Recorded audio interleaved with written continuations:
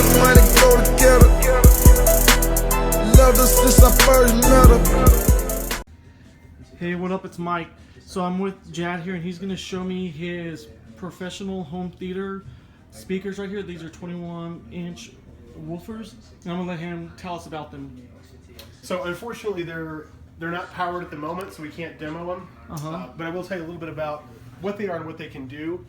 So these are from a company in Utah called Tekton Designs. Tekton. Tekton, T-E-K-T-O-N. Eric Alexander is the engineer there. Yeah. And these are B&C Pro drivers. It's the same brand as what's in the Gedley we just reviewed. So that's a B&C 21-inch driver, really geared for pro sound applications. And as you can see, it's in a vented box. How big?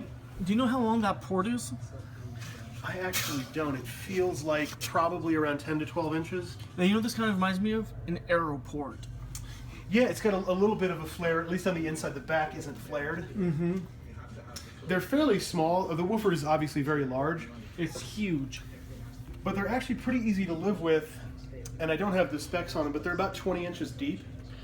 So really, if you think about putting these in a room like they're sitting here, up against a wall, they're not small, but they're really not terribly obtrusive. So they're pretty easy to live with. I think the nice things about them, big woofer, tremendous efficiency.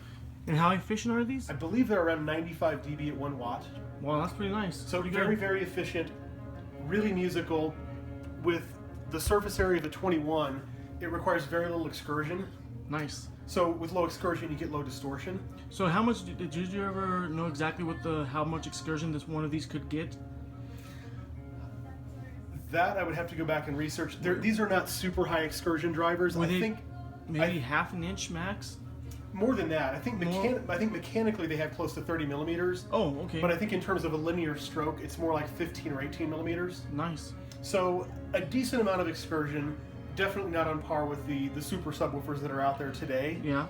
A little bit different purpose. Yes. So for sound quality for music, I think they're really fantastic. These have really good extension down to about 25 hertz. So if you're a real movie buff and you want something that's going to rumble the floors at 10 or 12 hertz, these just don't get there. The vent starts unloading. So really below 25, they start falling off very, very quickly. And what are these? What ohm are these on? These are 4 ohm drivers. 4 ohm? And is that dual 4 or single 4? Single 4. Okay. And if you do put a nice high pass filter on them around 25 hertz to keep them from blowing through excursion below the box tuning, okay, they should handle at least 2,000 watts. Nice. So if you put a subsonic filter on them, they will play very low. They will play very, very loud. The only real drawback, I think, is it's a pretty big box, and if you want that last little bit, 15 hertz, 20 hertz, they're not going to get there. But they're really interesting subs. They're very cool. And Tekton, I forget the pricing on these. I think they're around 1,000 or 1,200 a piece. They're really not crazy, especially given how expensive these drivers are. Yeah, that isn't nowhere near as expensive as I thought it would be. The other thing to note is these are not powered. Non-powered. Non-powered. These are passive, so you'll need an amplifier with a substantial amount of power. With a substantial amount of power, and thankfully, things like Crown or the Behringer iNukes, you can get 2,000 watts for a couple $100 these days. Yeah, well, iNukes are very, very cheap. You could get 2,400 watts for what, about $350? Yeah. So you do need your own power, but that's getting cheap these days. So if you want something really fast, really musical, really low distortion, these are a really, really tremendous option, and I think a great value. So would you recommend doing 1 or 2? So I'm always a proponent of multiple subs and dispersing them out the room so that you can essentially smooth out the room modes. Yes. In terms of output, one of these is quite a bit, but when you put it in a room, you're going to get a lot of humps and dips in the frequency response. As the room modes, you get constructive and destructive interference.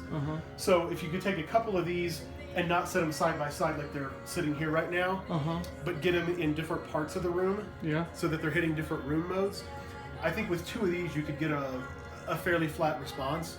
Again, down to about 25 hertz. Nice. So I would recommend a pair or 3, and spread them out, give them lots of power.